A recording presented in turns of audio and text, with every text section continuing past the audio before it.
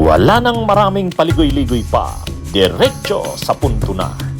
Maiksi lang ang komentaryo, pero diretso sa punto. Maraming kuro-kuro, may tiwali, may totoo. Dito, sa puntong diretso tayo. Punto, diretso. Actually, ilang oras lang eh. So next week, August 3 to 5, sino na ang mga susunod na mga testigo ng Well, hindi ko prosecution? sigurado dahil ang sabi ni Terry Ridon. COA yata COA. Oo. Yung mga mga resibo ipapakita nila, no? Yung mga pinirmahan, no? Yung ganyan nung mga staff ni Vice President. Yun ang ipapakita nila.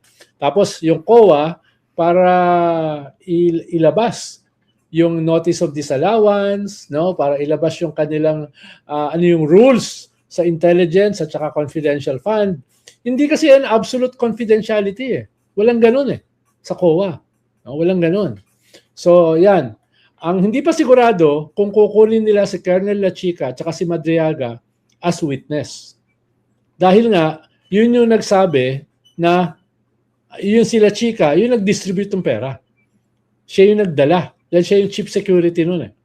Tapos si Madriaga naman, na dinedenay ni Vice President na kakilala niya or na-meet niya, tapos napatunayan, totoo pala, nakakilala niya at na-meet niya, ang testimony niya initially doon sa Justice Committee, 1 day lang dinistribution. Actually, ilang oras lang. So magandang kung magiging testigo sila, maganda. Pero ang kinukuha kasi ng prosecution, kung sapat na yung ebidensya, sapat na yung resibo, hindi na nila ipapatawag yung iba. Katulad ng ginawa nila doon sa grave threats. Minadali na nila, nag-cut na sila ng witnesses. Mm-hmm. So, pero next week, dito na natin makikita yung mga illegal na mga paggastos, irregular. Kasi ano dyan ipe-present muna yung COA.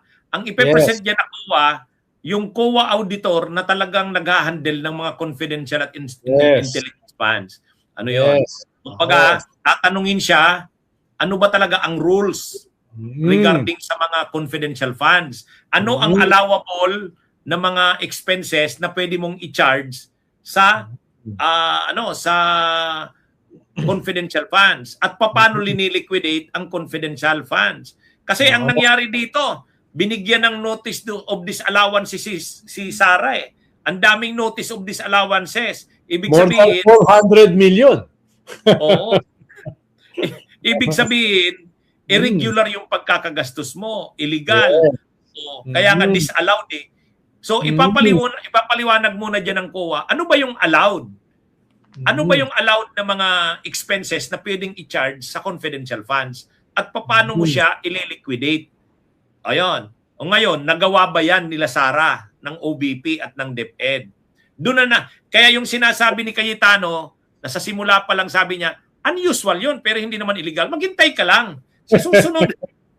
Wala naman sinabing gano'n eh. Sa susunod. Darating tayo dyan.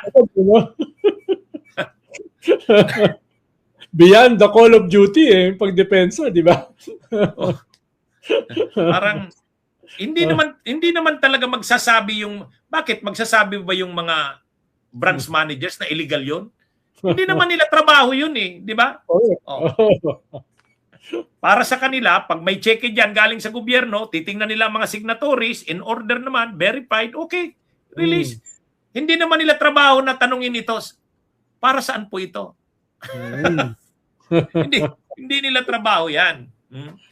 Kaya, pero yan, dito sa susunod, titingnan natin kung anong magiging reactions nila Alan, Cayetano at sa kanila Pia, nila dito sa mga susunod ng Ito na ito nang susunod. Makikita na, paunti-unti kasi ini-establish dyan yung dinidevelop mo yan dahan-dahan. Parang katulad dun sa grave threats. Di ba ang una munang prinob, existence ng video at saka authenticity nun. Authenticity. Di ba? Paano yan? Sunod-sunod yan. Wala namang karanasan sa litigation dito sila Alan Peter Anong aasahan mo ron? Di ba? Sa kanila, kung kagad either for or against. Ganun kagad eh. Puli mga politiko eh. Di ba? Hindi naman nila alam yung sinasabi mo eh. Na-establish mo muna yung template, di ba? Bago mo palabasin yung talagang kaso, di ba? Yung ebidensya, no? Di, ano ito, Nal? Isa pa palang nangyari ngayong linggong ito. Nagdatingan na yung mga boxes ng mga bank records, tax BIR. records, black records. Anong masasabi mo doon? Well, yan yung climax. Duda nga ako kung itutuloy pa nila yung bribery eh. Yung article on bribery. Dahil baka bilisan na nila yan eh. Baka katulad ng kay Corona, binawasan na yung articles of impeachment. Di ba? Dahil kung malakas naman yung kaso doon sa 2 o sa 3, doon na sila mag-focus. No? Doon na sila mag-focus. Hindi ako magugulat kung sakaling tatanggalin na nila yung sa bribery.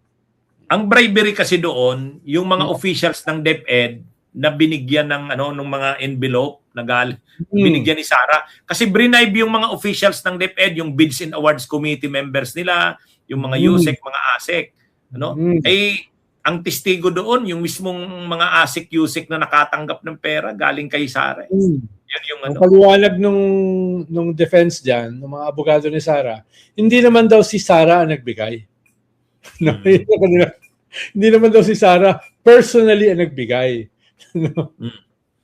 Kaya pwede talagang alisin na yon kasi kumonsentrate na dito sa yung ang panghuli na diyan after kasi itong confidential funds, yung unexplained wealth na. At yun ang maraming dokumento talaga. At saka yan, Nal, yan yung hindi natin nakita. Yes. Diba? Hindi natin, yung bank records kasi, saka tax records, hindi naman yan naisalang doon sa Justice Committee. Dito yan. Tsaka dyan manonood ng mga tao. Dyan na nakafocus yung Court of Public Opinion. Kasi pera ng bayan. Makikita nila. Dyan madudurog yung imahe na sinasabi ng Duterte na mahirap sila, wala silang pera. Ay makikita mo dito ngayon, ang laman ng mga bangko nila. Mas malaki ito kaysa kay Corona, sigurado. Ay sigurado, billions. Tapos ang depensa ni Mads Carpio, bakit siya sinama? No? Bakit siya sinama? Asawa lang naman siya. No? Ikalawa, sabi niya, nirerespeto nila pero hindi dapat ginawa na inilabas yung kanilang mga tax records. Yung ang daming kahon sa tax records eh. At saka galit sila kay PBBM kasi inaprubahan daw ni PBBM yung pag-release ng tax records. Galit si Mads Carpio. Oo. Ganun din yung ginawa ni Pinoy eh. Kay Corona, inaprubahan din ng presidente. No? Yung tax records, Nal? Oo.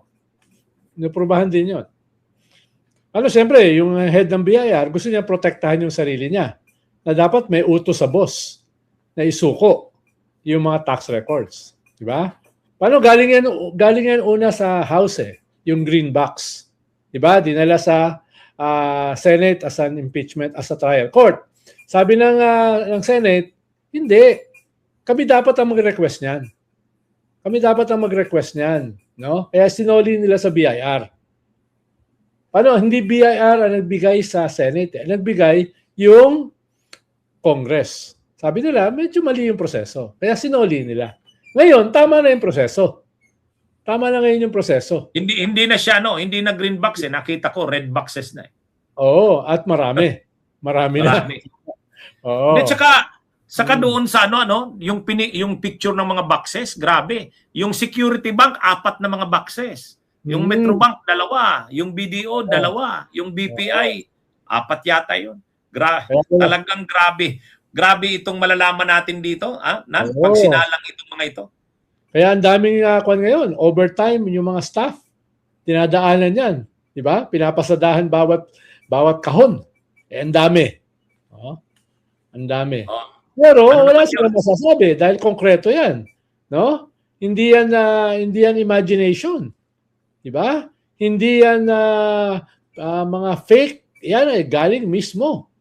Galing mismo yan sa mga bangko, galing mismo yan sa BIR, no? Hindi ko nga alam kung kasama diyan yung mga iba pang properties yung mga mansyon, yung mga lupa, yung galing LRA, no? Di ko alam kung nandyan din yung mga galing sa LTO, yung mga sasakyan. Hindi ko alam kung galing din dyan yung sa Kaap, mga helicopter, aeroplano. Diba? Paano pag sinabing properties, hindi lang naman pera yan eh.